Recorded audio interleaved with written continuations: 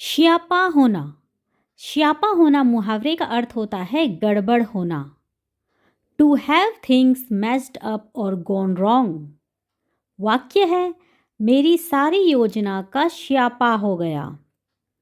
All my plans went haywire. तो श्यापा होना मुहावरे का अर्थ क्या होता है? इसका मतलब होता है गड़बड़ होना। बंटाधार होना। बंटाधार होना मुहावरे का अर्थ होता है बर्बाद होना, नष्ट होना। टू बी अटरली रूइंड और डिस्ट्रॉयड। वाक्य है, कंपनी मालिक के एक निर्णय ने पूरी कंपनी का बंटाधार कर दिया। One decision of the company owner ruined the entire company. तो बंटाधार मुहावरे का अर्थ क्या होता है? बंटाधार होना मुहावरे का अर्थ होता है नष्ट होना।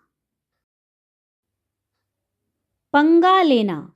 पंगा लेना मुहावरे का अर्थ होता है झगड़ा मोल लेना, किसी से उलझना। To get into a conflict और ट्रबल विथ समवन। वाक्य है, रवि से पंगा लेना ठीक नहीं है, वह हर वार को नाकामयाब कर देगा।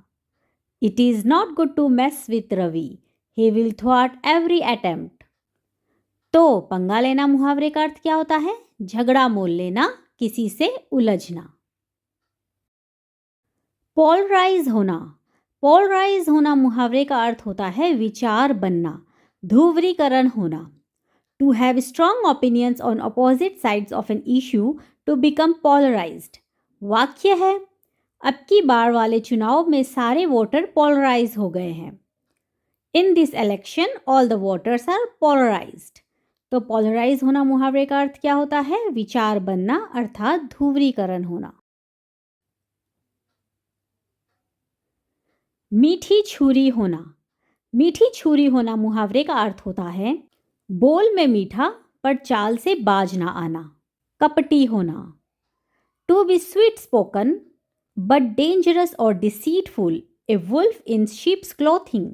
वाक्य है, श्वेता बिल्कुल ही मीठी छुरी है, उससे ज़रा बचकर रहने में ही भलाई है। Shweta is absolutely a sweet type, it is better to be careful of her.